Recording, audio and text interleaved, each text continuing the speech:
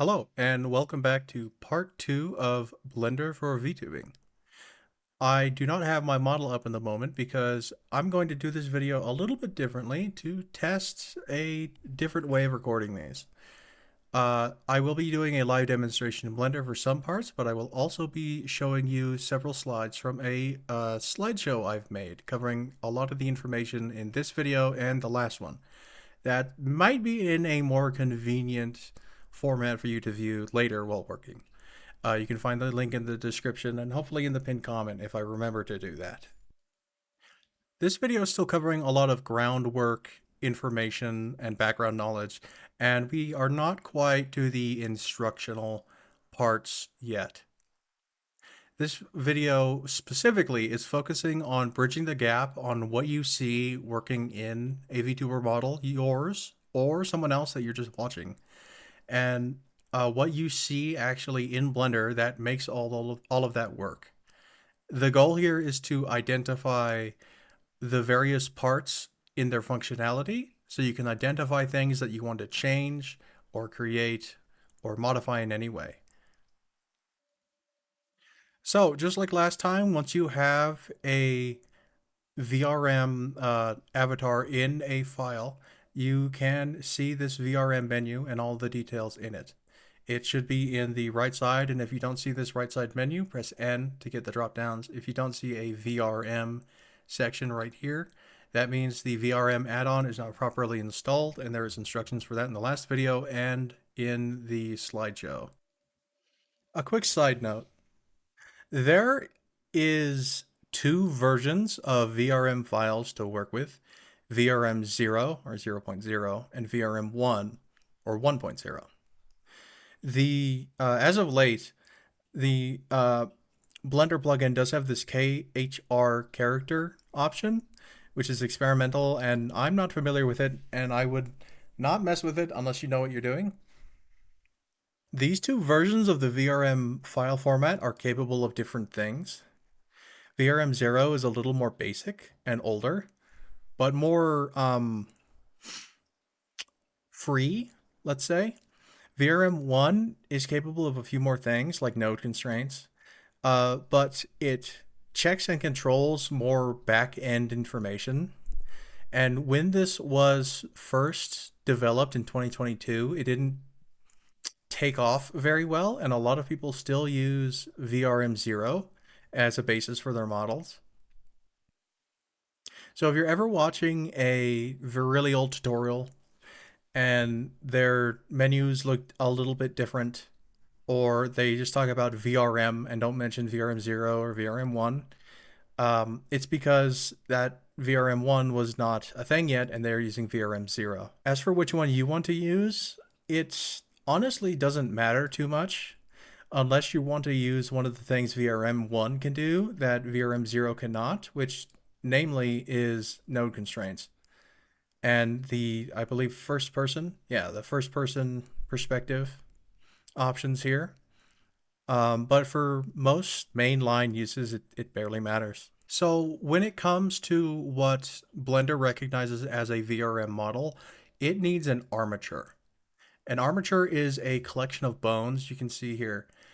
And bones are exactly what you think they are based on what bones really are. They are basically joints and spaces between joints with things that are attached to them, more or less.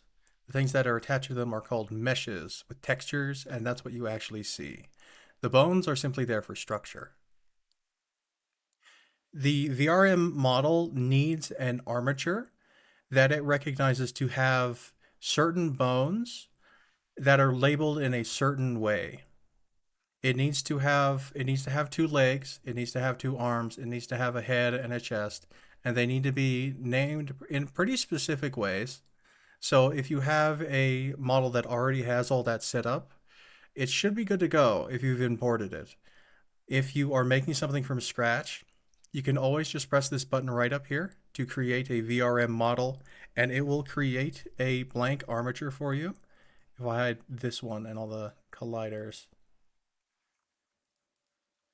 it'll just create a default T-posing skeleton with nothing attached.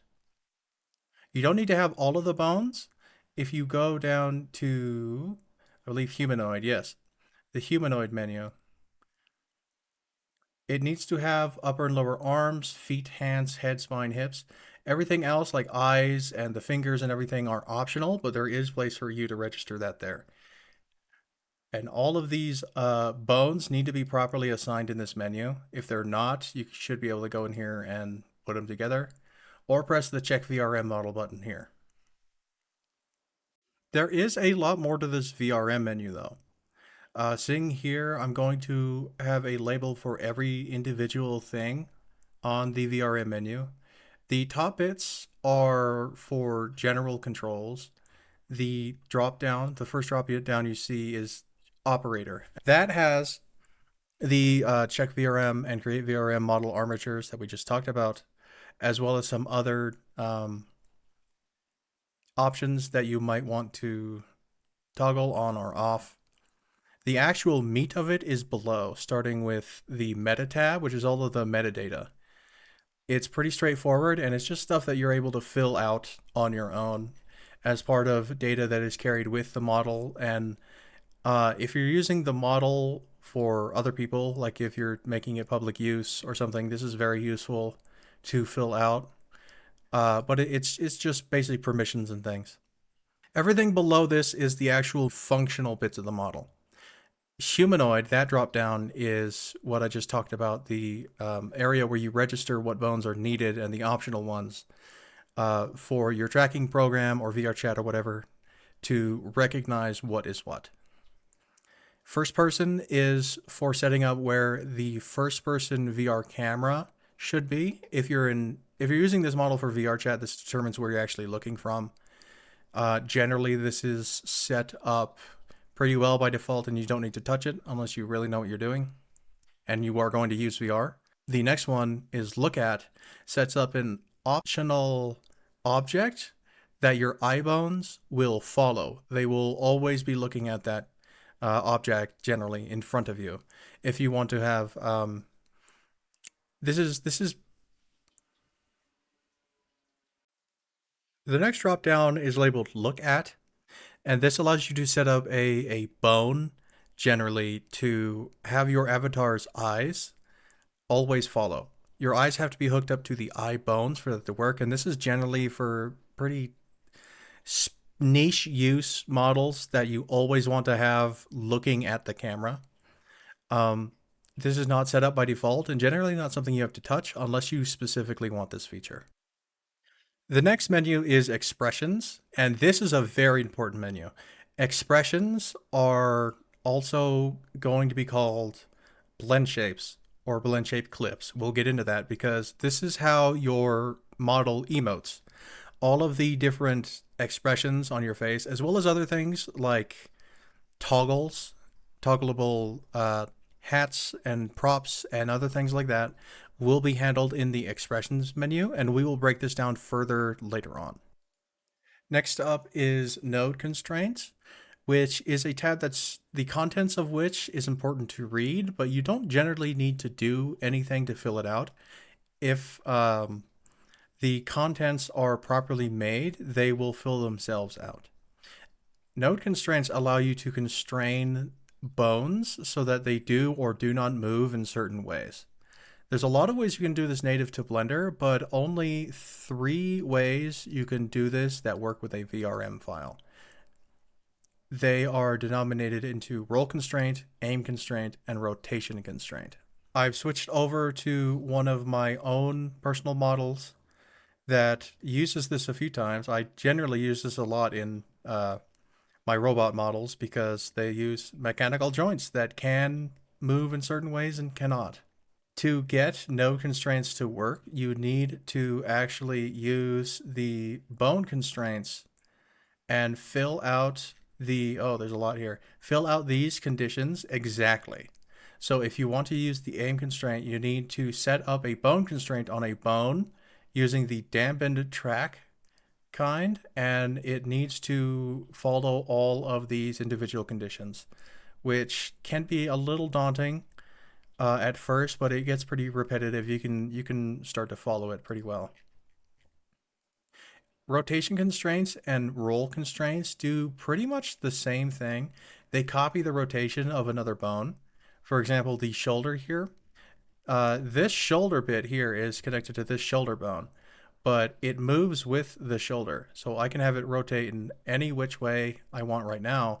But when I'm moving my arms, the shoulder follows the rotation of the arm. This is using a rotation constraint specifically. This is a more niche part of what VRM can do because most people are making humanoids, and generally human bodies can move their joints any which way they want within some limitations. But if you ever need it to not be that case, then you can use these. And the last drop down on the menu is spring bones. Spring bones give a false physics sort of behavior to the bones. It gives them the motion like a spring. So when the part that spring bone is attached to moves, it will drag behind it and snap back, and generally overshoot in rotation the other direction, and then wave back and forth like a spring as it comes to a stop.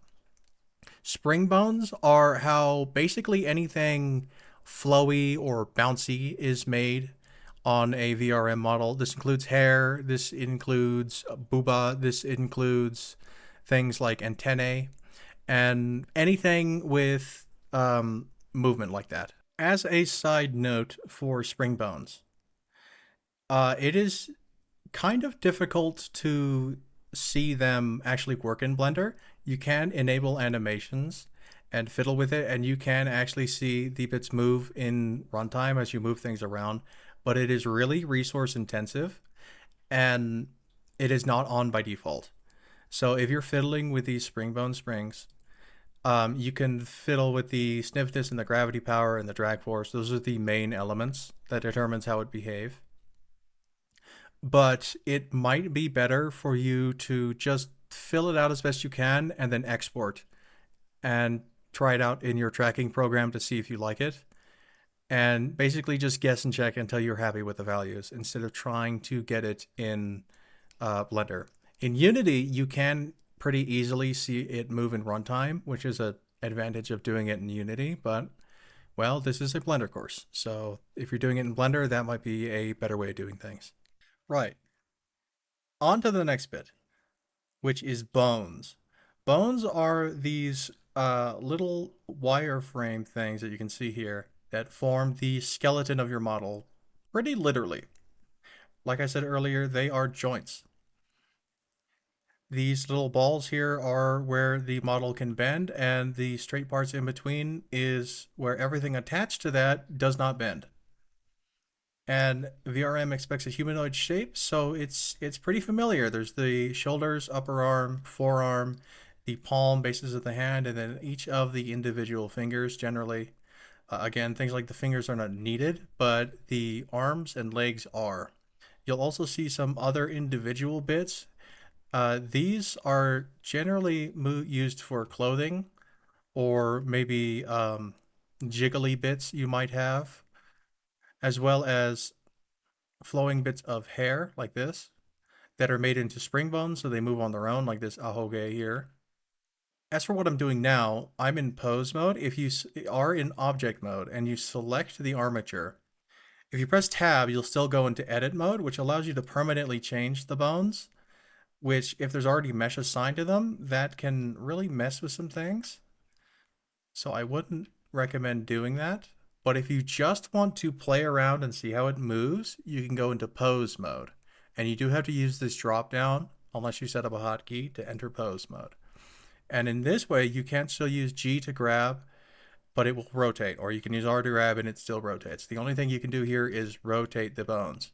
And you can see how they move. So if you're using a model that has bendy bits, like any sort of fleshy human model, unlike my robot models, you need your bits to bend instead of just everything moving all at once, like how you see the elbow kind of flexes in the shirt. How that works is called weight painting. Now, weight painting can be accessed by clicking on the armature, holding shift, and clicking on the object you want to see the painting of, and then going up and clicking on weight paint. And then you might have to control shift click on one of the bones here to see the heat map of what has been painted. When it's blue, it'll barely move with the rotation here. When it's yellow, green, all the way up to red, it moves more. Once it's completely red, it moves 100%. This kind of allows it to share movement, like this part of the elbow is basically split between these two bones, so it can smoothly rotate with the movement of both bones. That is a basic overview of how it works. Um, if you can spend a lot of time on weight painting, to be completely frank with you, weight painting sucks. It takes a lot of time and includes you just sitting here and painting and trying to get perfect little, what are they called, gradients here of various colors, and doing that for all the bones. And you can automatically set it up, but the Blender algorithm doesn't always know how to do it super well. And you can get a pretty basic rig easily by using automatic setup, which we'll talk about another time, and other people have made tutorials on. I will not talk about it here very much because weight painting for some people is super, super duper important, and for other people is not important at all. And either way, if you have to do it, it's time consuming and it kind of sucks. It's pretty common for people to really not like having to do this, spending a lot of time on it. So if you're not happy with how your model bends, watch some specific videos on how you weight paint stuff and try and tweak with it. Try and modify some of the paint on here. Uh, but just know that you're in for the long haul if you want to really mess with this stuff. Just to let you know. All right, so the expressions menu here. This is pretty important, and you're probably going to spend a lot of time setting up your model in this menu. Expressions are basically how your entire face emotes. All models generally come with the same set of 5 expressions here, as well as movement blend shapes for the mouth and blinking, as well as eye directions. This is basically the basic set. You can see them here as they change the face. It is just modifying the mesh of the face. It's moving the individual points. And these can be turned on and off in any percentage and can be mixed, which is how the face comes together to make so many different expressions. There is alternatively the AR kit 52 blend shapes that you can use instead. You can just look up ARKit blend shapes and see a big list. There's 52 of them, and they are much more detailed. Instead of going by general emotions like these do, they are actually detailed breakdowns of the muscle movements in your face. And that determines the expressions. There's a lot more components to them. They're a lot more exact, and they're asymmetrical. So most of them are broken down by the left half and the right half of the face, which means you can get a lot more little expressions there. Now, you may or may not know, but ARKit is generally used for iPhone tracking, and it's special software as opposed to a webcam that allows it to be more accurate. You used to need an iPhone to get the most out of ARKit expressions, but you can set up the 52 blend shapes, and most modern tracking programs nowadays will use those just fine with a webcam. And iPhone will have better tracking, yes, but you can still use the 52 expressions instead of these like 5. And it's worth setting up, in my opinion. It's far better even if you just have a webcam. As for what these expressions are in Blender, they are shape keys. They are blend shapes and shape keys. They are functionally the same. Blend shapes is the term for what is used in the model and is what is used in Unity. Shape keys is what you're seeing in Blender, but it's the same. And you can see all the breakdowns here. These are actually what bits of the mesh are being moved. There is a basis for how the mesh looks normally without any modification, and a modified state. It's kind of hard to see, but let me see. Surprised. Well, yeah. You can see that the eye is lowering here. And this is basically straight line movements of all these individual vertices of the mesh from the base position into the modified position. And by default, they can be on in any percentage, or you can make it binary, and it's either completely on or completely off, like so. All right, and the last pillar of what makes your model tick is the textures and the shading. The materials, also called shaders, are in this little shaded ball menu here. And you can see, if you click on an object, you can see what materials it uses in a big list here. If you're coming from like a VRM export like this, it's going to be kind of named weirdly. But you can still see everything that it uses, and you can simply change out different ones here. In this little menu here, if I can click on something else, it will completely change the material to something else. But I don't want to change my shoes to look like my eyes, so I'm not going to leave that there. Something really important about the shaders in specifically the VRM file format is that they can only use two kinds of shaders. They can either use the default PBR shaders that you will see used in new materials you create in Blender. But just like this, you'll see that the surface is using a principled BSDF, and there's some basic options here. If it is in this side menu on the basic materials, you can use it. So you can set roughness, you can use metallics and everything like that. Alternatively, if you want something more specialized in an anime cartoony style, you can also use MToon materials, which I believe you can change. Yes, if you go all the way down here, you can toggle the VRM MToon material. This is added as part of the VRM add-on that we enabled way earlier.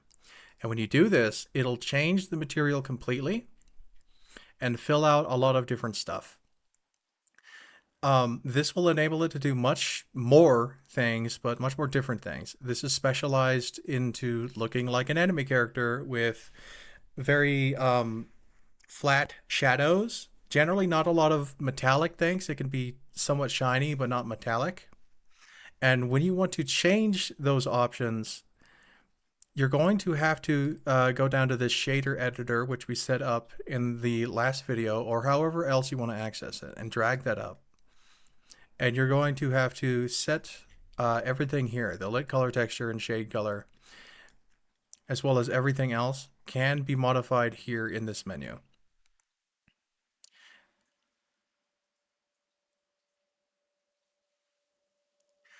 MToon is functionally pretty different than normal PBR physically based renderer shaders. It specifically has a color it shows in the light and color it shows when it's not being shined on, as well as emissions and how it shifts, rim color, as well as a built-in outline feature. You can have it so you have a cartoonish black outline or whatever other color you want. That can all be changed in these menus. It is a little complicated looking out the gate, I will not lie. But it's pretty easy to change things, especially if you just want to change colors. Just going here and changing these flat colors. If you want to use a texture, that's when you really need to go back to here and set a texture here. So if you wanted the lit color to not be a flat color, but be one of the texture images, you can set that here. Or just go open and then navigate and find a new image if it's not already in your file. Whether you use MToon or whether you use the default materials is up to you. They both work, but they are used for different things. I generally use the default materials because my robots generally tend to go for a pseudo realism instead of an anime style. And things like having roughness and a metallic sheen is really important to me and how my characters look. But if you want an anime person, Mtoon is definitely your answer. If you want something in between, that's going to be where you're going to have to do a little research. A quick side note, there are things like Poyomi shaders and other custom shaders. The VRM file format is not capable of using shaders outside the default PBR and Mtoon. If you want to use custom shaders like Poyomi, which I do use, you're going to have to look at other file formats, which we will talk about eventually. But for the basics of a VRM focused tutorial, that is outside the scope right now. If you are looking into that, I would look into resources of your specific tracking program. They probably have some kind of file format which accommodates that. Okay, and that is it for the basic pillars of what makes your VRM model tick. You have the bones, which collect into an armature that give the model structure. And you have a mesh covered in textures and shaders, same thing, that determine how the model looks. The mesh determines where all the faces are, and the shaders determine what color and what reflectiveness and all of those little attributes that the model actually shows. And the last bit is your blend shapes in the expressions menu, which is what actually is linked to the tracking of your facial expressions and gives your face emotions and the ability to blink and talk. Hopefully that should give you enough to recognize various parts about your model and give you an idea of what it can and cannot do. Hopefully in the future, I'm going to be making some more instructional videos on how to add or modify specific things that you might want to hit. If you have any ideas for things that you want to try doing and want to see in a video, go ahead and leave a comment and I will make sure to read through them. But until then, good luck.